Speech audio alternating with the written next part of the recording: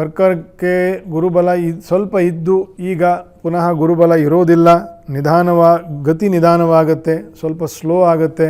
ಕರ್ಕ ರಾಶಿಯವರಿಗೆ ಹಿಡಿದ ಹಠ ಪೂರೈಸೋದುವರೆಗೂ ಸಮಾಧಾನ ಇರಲ್ಲ. ಆ ರೀತಿಯ ಮನೋಜನ, ಅದರಿಂದ ನೊಂದುಕೊಳ್ಳೋಂಗಾಗುತ್ತೆ ಅಥವಾ ಫ್ರಸ್ಟ್ರೇಷನ್ ಆಗುವ ಹಾಗೆ ಆಗ್ತದೆ. ಸೊ ಸ್ವಲ್ಪ ಸಮಾಧಾನದಿಂದ ಮುಂದೆ ಹೋಗಬೇಕು. ಎಲ್ಲವೂ ನಾವು ಅಂದುಕೊಂಡಂತೆ ನಾವಿರುವಂತೆಯೇ ಆಗೋದಿಲ್ಲ. ಒಂದು ಕಾಲದಲ್ಲಿ ಇಷ್ಟು ಉದ್ದ ಇದ್ದ ಶರೀರ, ಇಷ್ಟುದ್ದ ಇದ್ದದ್ದು ಇಷ್ಟುದ್ದ ಆಗಿದೆ. ಎಲ್ಲ ಒಂದೇ ರೀತಿ ಇರೋದಿಲ್ಲ ಅಲ್ವಾ. ನಾಳೆ ಇಷ್ಟುದ್ದ ಇದ್ದ ಶರೀರ ಇನ್ನೊಂದು ಸ್ವಲ್ಪ ಸಮಯ ಕಳೆದ ನಂತರ ಮತ್ತೆ ಅದು ಕೃಶ ಆಗ್ತದೆ. So nothing is stagnant, nothing is permanent.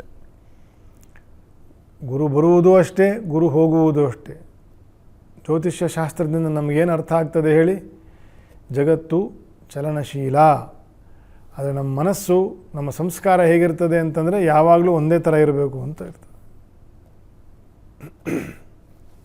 ಮನೆ ಮುಂದೆ ನದಿ ಹರಿತಾ ಇದ್ದರೆ 24 ಗಂಟೆ ಹರಿತಾನೇ ಇರಬೇಕು ಅಂತ. ದುಡ್ಡು ಬರ್ತಾ ಇದ್ದರೆ ದುಡ್ಡು ಬರ್ತಾನೇ ಇರಬೇಕು ಅಂತ. ಆದರೆ ವಸ್ತುತಃ ಜೀವನ ಅಂದರೆ ಹಾಗಲ್ಲ. ಗ್ರಹರ ಚಾಲನೆಯಿಂದ, ಜ್ಯೋತಿಷ್ಯ ಜ್ಞಾನದಿಂದ ಫಿಲಾಸಫಿನೂ ಕಲ್ತ್ಕೊಳ್ಬಹುದು,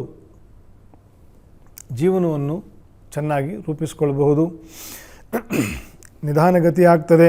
ಸ್ವಲ್ಪ ಅನಾರೋಗ್ಯ ಸಮಸ್ಯೆಗಳು ಸ್ತ್ರೀಯರಿಗೆ ಮತ್ತು ಸ್ತ್ರೀಯರಿಂದ ಬಾಧೆಗಳು ಉಂಟಾಗ್ತದೆ. ನೀವು ಕೂಡ ದುರ್ಗಾದೇವಿಯ ಕವಚ, ದುರ್ಗಾ ಅಷ್ಟೋತ್ತರ, ಅರ್ಚನೆ, ಅಲಂಕಾರ ಸೇವೆ, ಇಂತಹ ಸೇವೆಯಿಂದ ವಿಶೇಷವಾಗಿ ಅಮ್ಮನವರಿಗೆ ಪ್ರಾರ್ಥನೆ ಮಾಡ್ತಾಯಿರಿ, ಒಳ್ಳೆಯದಾಗ್ತದೆ.